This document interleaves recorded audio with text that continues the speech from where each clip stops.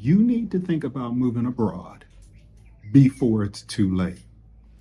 If you've been to our channel before, you know that our family is documenting how we've lived in East Africa for about 4 years now.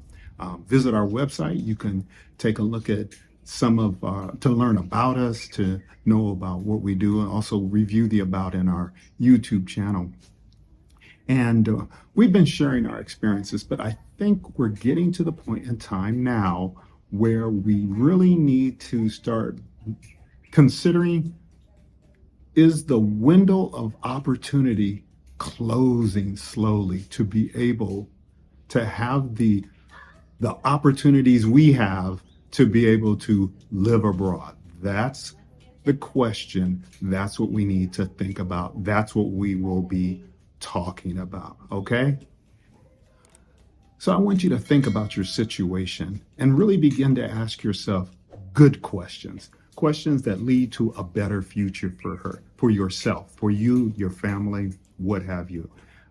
When I say that, what I mean is, instead of, how am I going to be able to do it? Oh my goodness, to what would it take to be able to do it? Do what? To move abroad. Let's look at some things that are taking place in terms of America, all right?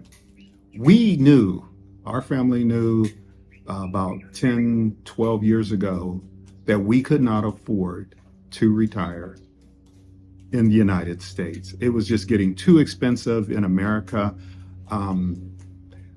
Imagine what it would be like, the cost of growing old in America. We were just saying we would not be able to afford that. So we did start taking a look at other places, whether it was St. Kitts and Nevis, whether it was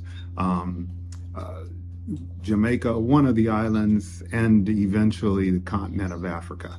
All right, so there are things economically that are happening in the United States, and that is that you've got prices increasing. You've got the business of the tariffs that is taking place.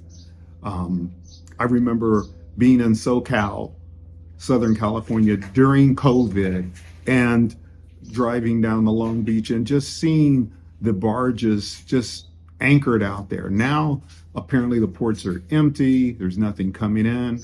And these are unintended consequences, if you will, unintended from the tariffs, and that this is taking a while, all right? Then you got wild stuff going on that are also economically, they're going to have a ripple effect. And that is, you've got white South Africans that have just been welcomed at Dulles Airport that are moving into the United States as refugees. They're welcome in, all right? Also unusual, deputy secretaries from the State Department and the Department of Homeland Security here to greet them. People who were not living in refugee camps, they hadn't fled their country. They were the group that was most associated with the oppression of the black majority through the apartheid regime.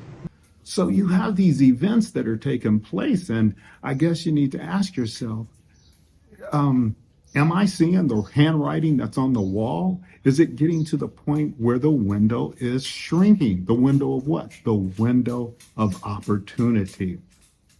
Let's talk about finance some more. Cost of living. All right, talking about the prices going up. I was surprised when a breakfast at Chick-fil-A for a family of four was like running me $100 or something like that. Oh my gosh. The cost to purchase a home has really skyrocketed. In fact, to have a comfortable living in the United States, you've got to have a pretty good six-figure annual income. And I mean, usually starting with a 2, not a 1. In some states, it could be starting with a 1, like 178,000. But for the most part, it's 220,000 to an annual income just to be able to live comfortably. So you got to think about that. The US dollar, it's still strong. It works very well for us here in East Africa and in many other countries. So you're going to be able to leverage that. But you don't want to wait till the last minute to be able to do the most with your money someplace else, okay? All right, think about it. Can you really live on like $2,000 a month comfortably in the United States? Because you can live on $2,000 a month. It's considered a very extremely good income in many places in the world. Many places in the world. So you got to ask, what's holding you back? Maybe it's family members. Maybe it's your situation, but begin to ask yourself questions about what is holding you back from enjoying a better financial situation. What about stress? My blood pressure's down. I'm relaxed. Skin tone's there. I'm getting plenty of sunlight. Lord knows, God knows we were made for the sun. Seeing the sun majority of the time, healthy, eating better foods that don't have a lot of chemicals or preservatives in them and things like that. Not on the hamster wheel anymore. The hamster wheel meaning hopping up and getting on the WMATA in Washington Metro or in Los Angeles. The business of not bumping into people. I remember riding the metro in either DC or Los Angeles. It didn't really matter. And I'm over 6'1", and so sometimes the ladies, little old ladies, because they're shorter than me, they're outside of my vision. And it's like they were, if you were familiar with basketball, it's like they're boxing me out from getting, to where I need to go, because they cut underneath you. And then you're rushing like a school of fish to get up the escalator, to get up the stairs, to go someplace. It's pretty intense. And you're hitting that twice a day, every day. And don't go someplace for lunch, right? Don't step out for lunch, because then oh my gosh, that's going to be a different story. And lunch is going to be a pretty penny too, as a matter of fact. But there's this anxiousness. And I was sitting down talking with a fellow expat, and he's coming from Europe, he's Black, and he was talking about how he had gone to the doctor here, and they had said his cortisol levels were too high, and he was like concerned about that. What should I do? And they said, no medicines. We're going to use food as medicine. And so as he began to eat cleaner, eat better foods, to exhale, he's walking. Yeah, I can walk and see the ocean. You can walk a couple kilometers, turn around, come back. You're passing beautiful trees. You can hear the birds singing. It's just a whole different vibe that changes your whole demeanor, which was important to him coming from UK area also, where you're getting rain so much of the year and it's dark and gloomy. It just brings you down. So you don't have, again, that anxiousness, that feeling of being on the hamster wheel. You're able to just sit down and talk with people, and you realize you can get up when you want to get up, and you can walk outside and enjoy your freedom. Less negativity. Positivity is everywhere. It's like, what can be done? And you can also fulfill your purpose. So I got to ask you, are there stresses that you can leave in the States? Just leave them there. Think about that. What about infrastructure? Now, infrastructure, it depends on where you go. May or may not be as good. But then again, I recall that there were infrastructure challenges when I'm riding in the Midwest and I'm seeing the bridges and the overpasses, or even on the East Coast, that they're crumbling. They need attention, some TLC.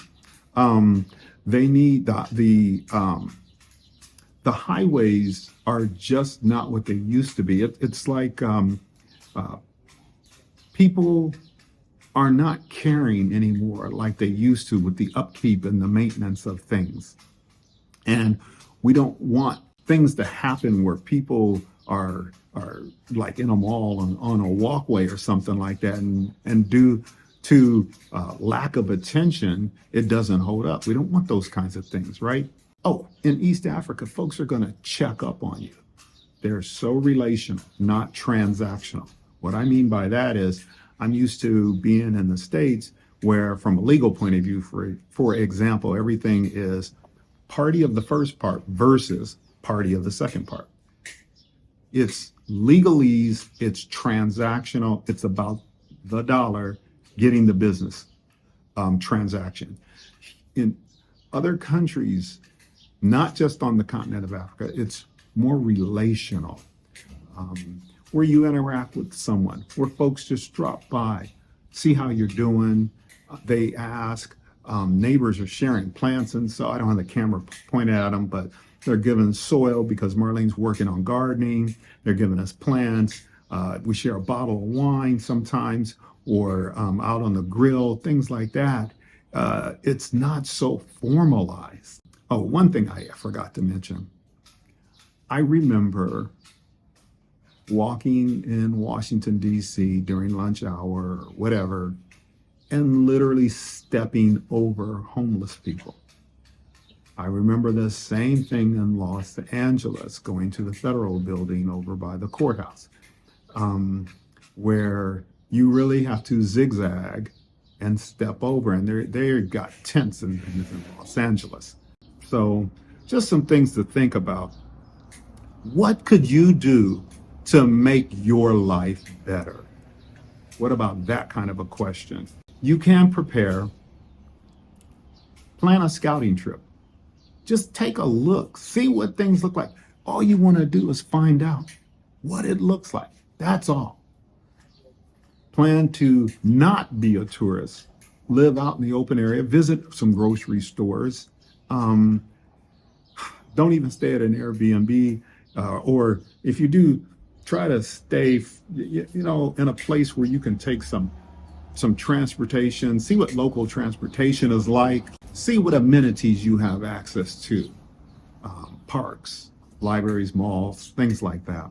But prioritize where you want to visit so that you're not wasting time and wasting money, and do that before you go. So those are things to think about. I know this is going to generate a lot of comments, so we can't wait to hear what you're going to say. We believe you're here because you have some interest in moving abroad and being an expat, living abroad, whatever. Again, take a look at our About section in our YouTube channel. Visit our website, see what's up there. The question is, what would it take to make living abroad a possibility for you? That's the question. If you want more information, we are offering a workshop on May 18th. It's going to help you ease your transition because we've documented what we did, organized it. What I mean are things like spreadsheets and tasks, and take care of this then now and take care of this at this point in time to really help you out, okay? Hey, if you're even thinking about moving abroad, place a 1 in the comments. If not, place a 0 in the comments. But we also want you to type whatever it is, if you feel like it, what your thoughts are. We can't wait to hear them. Last thing, will the window of opportunity to move abroad smoothly be available in the next couple of years? Or is that window shrinking?